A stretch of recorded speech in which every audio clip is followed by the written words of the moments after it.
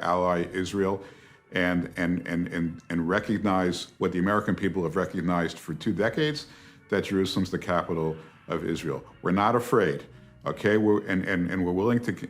So what happened? What happened was a lot of countries took notice, and instead of being angry, they said, wow, America can really be a good friend to its allies. It can be counted upon under this president. How do we get in on this? How do we join this circle of trust? It seems like, a whole different, America. This guy Trump, I want to be with him. I don't want to be against him.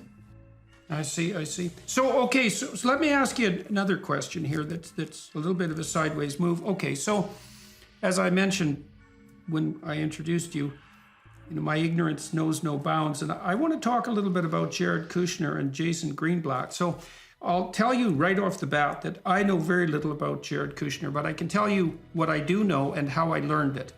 And what I know is that he's a reprehensible individual who was never suited for his job, and he was a nepotistic appointee by the Trump administration, and that there was nothing good about him on any front. And I learned all of that, I would say, from my casual interactions with the legacy media, whom I've learned to trust about absolutely nothing.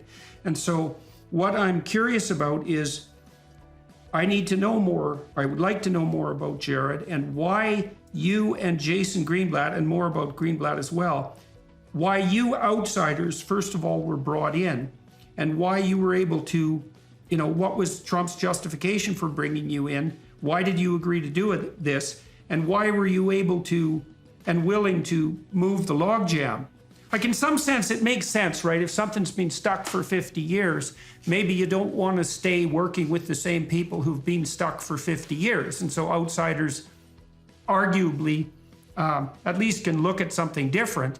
The counter argument would be, well, you guys were, in some real sense, I don't think this is overstating it, but foreign policy and policy amateurs. And so why did the teamwork between the three of you work? What positive attributes, I suppose, and negative attributes did you bring to bear on the problem? And why did it work? So, that's probably, that question is probably requires a book to fully answer.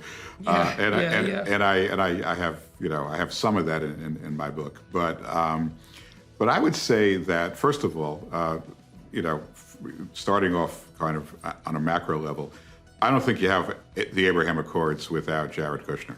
I think Jared did 2 things that were essential for the Abraham Accords. The first of which was, just generally, I think he established really important relations of trust with these countries. Now, how do you know that? We announced the Abraham Accords, the first one with the UAE, on August 13th of 2020. We did it from the White House. We did it from the Oval Office.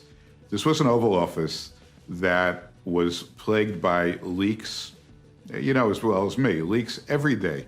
I mean, every single day somebody was running to the press with something about Trump, what he was about to do, something unflattering, or even something good. I mean, but the leaks were just rampant, all right?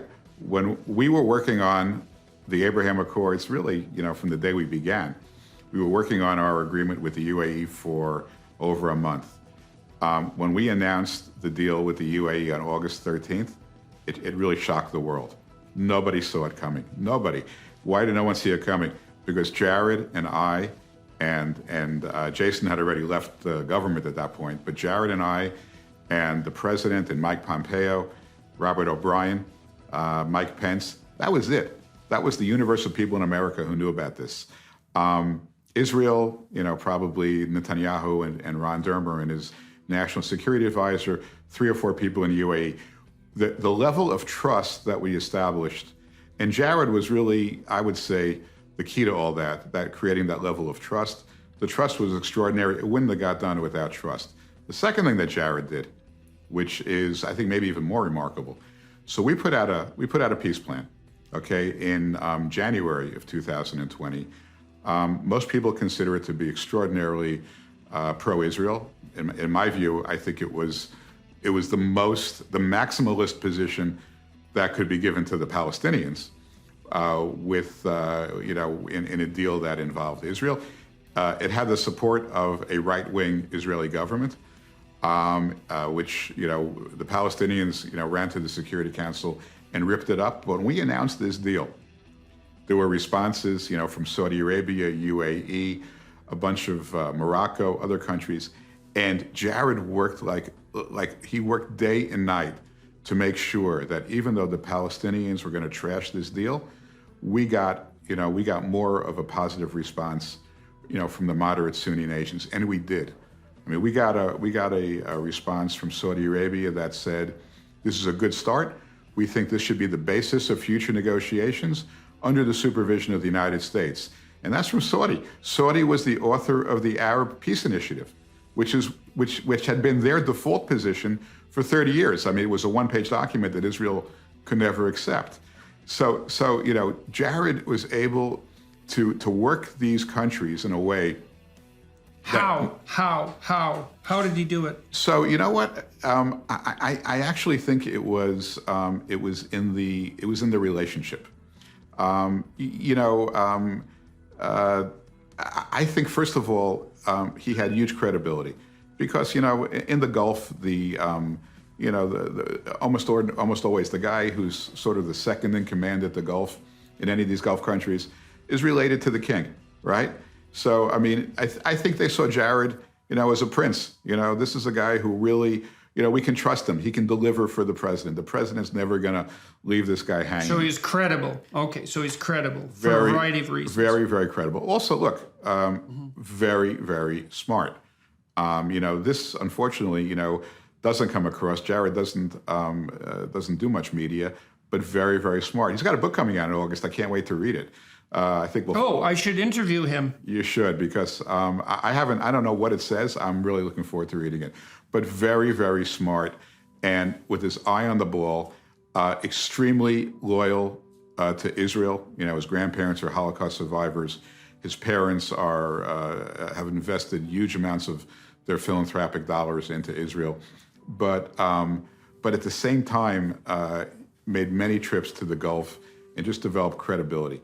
So I think that's really the heart of it. And so let's talk about this relation issue. So he was meeting people in person, I presume, and how did he pick the people, and what is it that he offered them? Because we also haven't talked about the details, the